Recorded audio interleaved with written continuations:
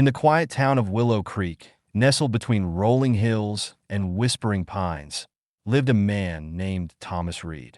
At 67, Thomas was known for his gentle demeanor and an unwavering love for his golden retriever Max. Their bond had been forged over years of shared walks through the woods, lazy afternoons on the porch, and countless moments of silent understanding that only deepened with time. For Thomas, Max wasn't just a pet. He was family, a constant source of joy and companionship in a life marked by both triumphs and heartaches. But everything changed one autumn morning when Thomas collapsed while walking Max near their favorite trail. Rushed to the hospital, doctors delivered news that shattered his world: advanced stage pancreatic cancer, with little hope for recovery. The diagnosis left Thomas reeling, not only from the weight of his prognosis, but also because Max had gone missing during the chaos of his collapse. Despite frantic searches by neighbors and friends, the loyal dog seemed to have vanished without a trace. Days turned into weeks as Thomas lay in his hospital bed, tethered to machines and haunted by memories of Max's wagging tail and soulful eyes. His grief was palpable, a heavy cloud that lingered in every corner of his sterile room. Without Max by his side, it felt as though a vital piece of him had been lost forever. One evening, as the hospital ward grew dim under the soft glow of bedside lamps, Thomas lay awake, staring at the ceiling. His frail body ached, but it was the ache in his heart that consumed him. "Max," he whispered hoarsely, his voice barely audible above the rhythmic beeping of the heart monitor. The name hung in the air like a fragile thread connecting him to the outside world. He repeated it, louder this time, desperation creeping into his tone. "Max, please come back." The nurses exchanged uneasy glances. They had heard him call out for his dog countless times before, his voice trembling with longing and sorrow. But tonight, something felt different.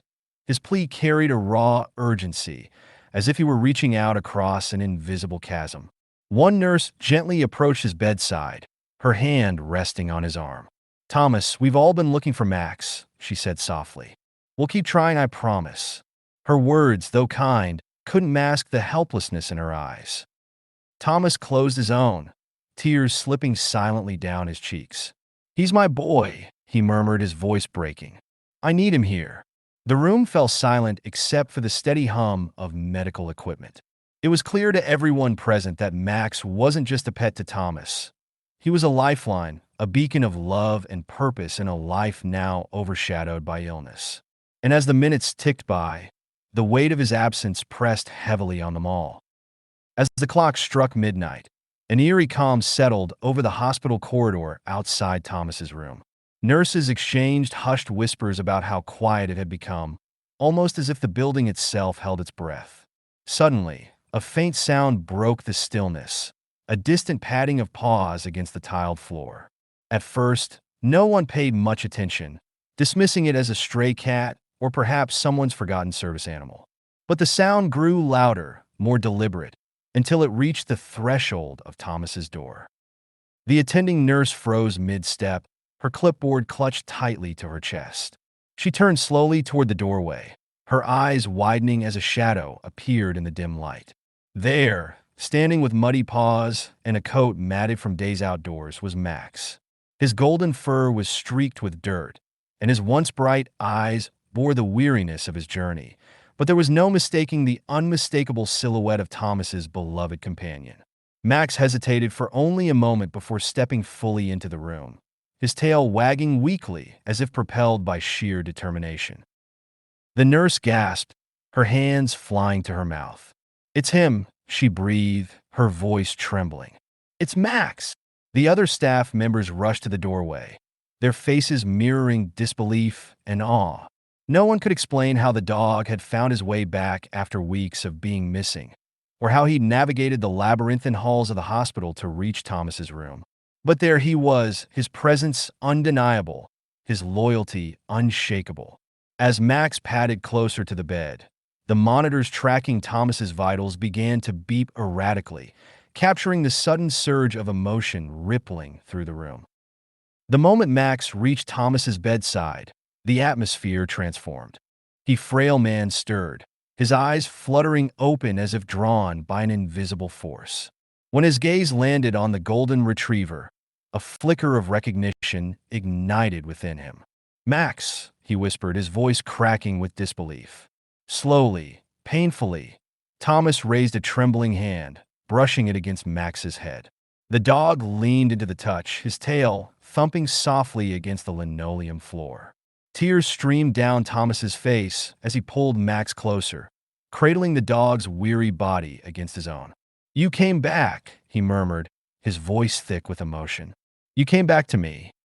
The connection between them was electric, a silent dialogue that transcended words. Max nuzzled Thomas's chest, his warm breath steadying the older man's erratic breathing. The heart monitor, which had spiked moments earlier, began to stabilize, its rhythmic beeps echoing the profound bond between human and animal.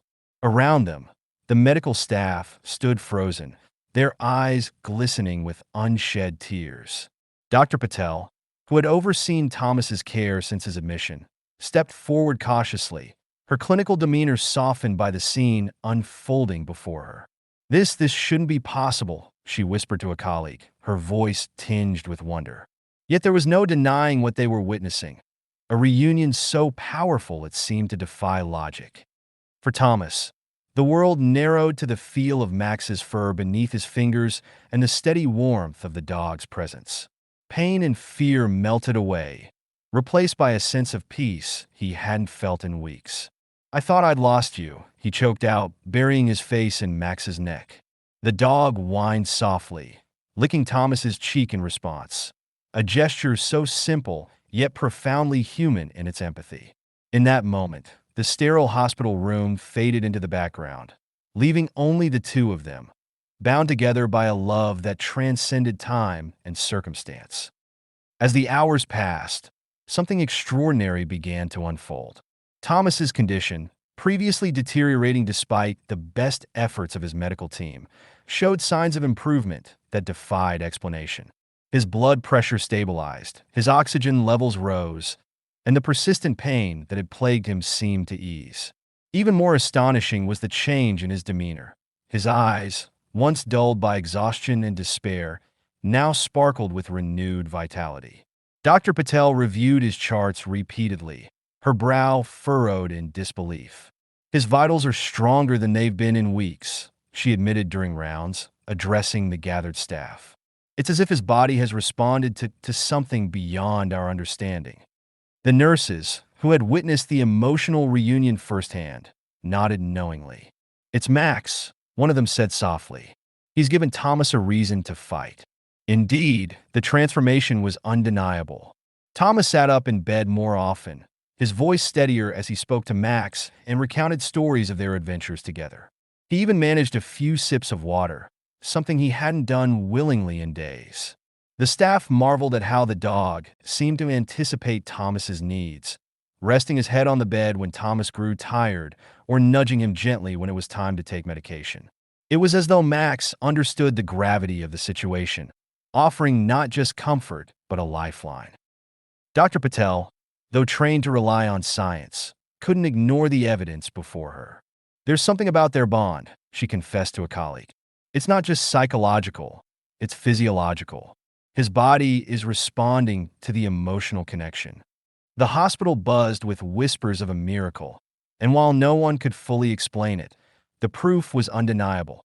Max's return had reignited Thomas's will to live. In the weeks that followed, Thomas's health continued to improve, defying every expectation. Though his cancer remained incurable, the quality of his remaining days was immeasurably enriched by Max's unwavering presence. Together, they returned to their home in Willow Creek, where neighbors often spotted them taking slow, deliberate walks along their favorite trails. Thomas would pause frequently, leaning on Max for support, his laughter ringing out as the dog playfully nudged him onward. Their story became a beacon of hope in the community, a testament to the transformative power of unconditional love. Thomas often reflected on the profound impact Max had on his life, not just in his final chapter, but throughout their years together. "He taught me what it means to live fully, even when you're facing loss," he told a friend one afternoon, his voice filled with gratitude. Max's arrival at the hospital wasn't just a miracle. It was a reminder that love, in its purest form, can transcend even the boundaries of mortality. When Thomas eventually passed away peacefully in his sleep, surrounded by memories of their shared life, Max stayed by his side until the very end, embodying the loyalty and devotion that had defined their bond.